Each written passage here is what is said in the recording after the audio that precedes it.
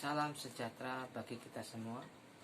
Mari kita menguatkan hati kita dengan kebenaran firman Tuhan, dan biarlah sepanjang hari kita bersama-sama dengan Tuhan, karena Tuhan berfirman kepada kita. Kita menjadi kuat setiap menghadapi tantangan kehidupan. Mari kita berdoa. Bapa Surgawi, saat ini kami kembali mengucap syukur kepadamu. Kami mohon daripadamu Tuhan, untuk Engkau memberikan pencerahan kepada kami, untuk Engkau memberikan pengertian kepada kami, untuk Engkau membuat kami taat untuk melakukan setiap kebenaran firman-Mu, supaya kami menjadi saksi-Mu yang hidup di tengah-tengah dunia ini. Kami percaya dalam kehidupan ini kami tahu tidak luput dari masalah, tetapi yang kami tahu bahwa Tuhan memberikan penghiburan kepada setiap kami. Terima kasih Bapa, kami siap belajar firman-Mu. Dalam nama Tuhan Yesus kami berdoa. Haleluya. Amin.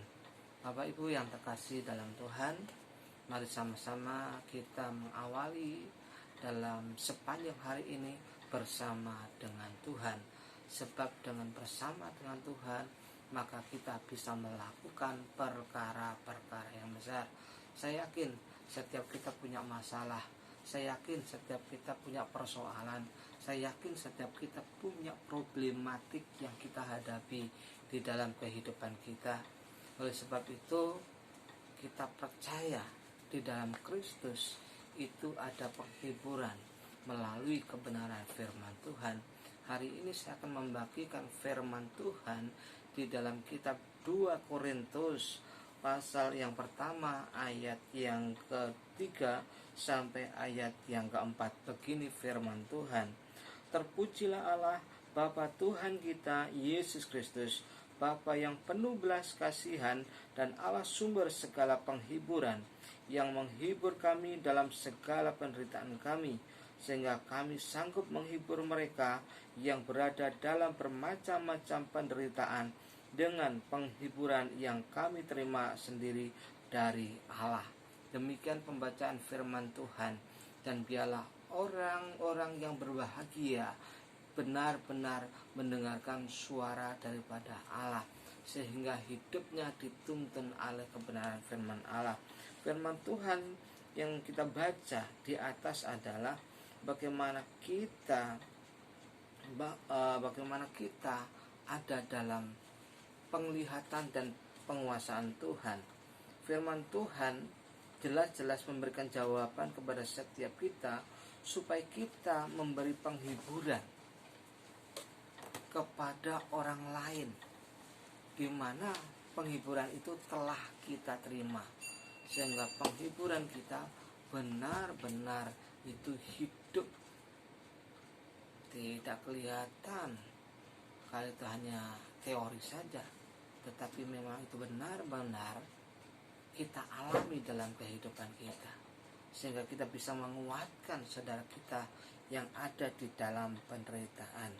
Bapak Ibu yang terkasih di dalam Tuhan, nah, penghiburan yang Tuhan berikan kepada kita itu membuat kita semakin kuat, membuat semakin kita teguh di dalam pengharapan kepada Tuhan, sebab Dialah sumber segala penghiburan.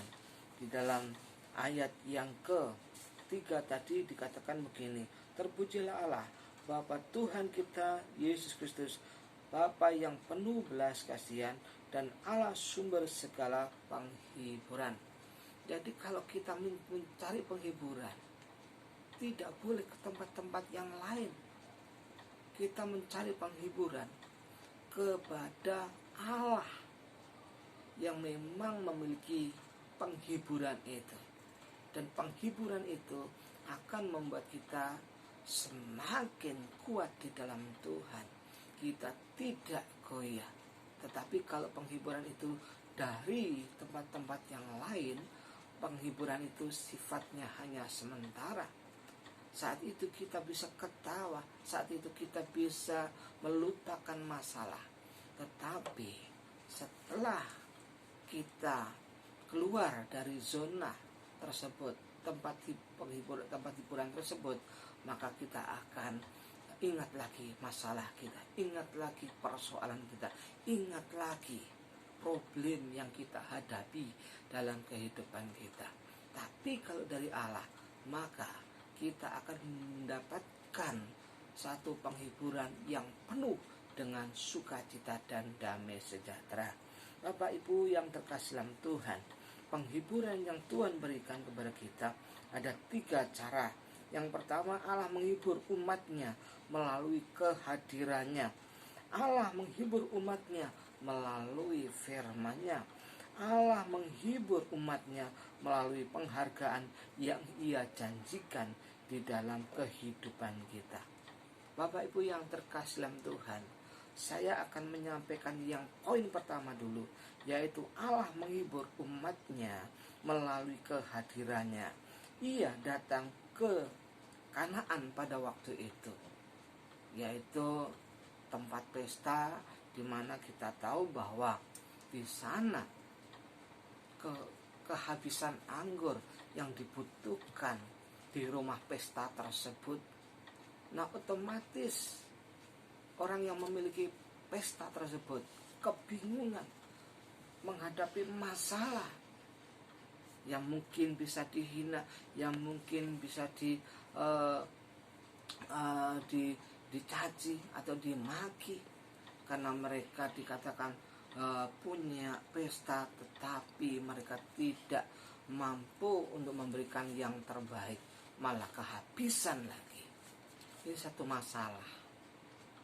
Nah, tetapi dengan kehadiran Yesus di Kana waktu itu,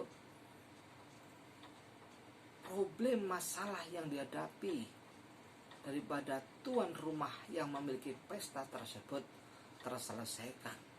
Pada waktu orang yang ada di dalam pesta tersebut taat kepada Yesus, disuruh mengambil air di situ, masukkan dalam tempayan, lalu disuruh menyuguhkan. Mereka, saya yakin juga bingung. Wah, jangan-jangan ini malah jadi masalah. Kenapa? Mereka tahu dengan mata jasmani mereka bahwa itu adalah air. Dan luar biasa, begitu disajikan, yang berupa air itu berubah menjadi anggur. Dan semua orang yang ada di situ memuji tuan rumah yang memiliki pesta tersebut.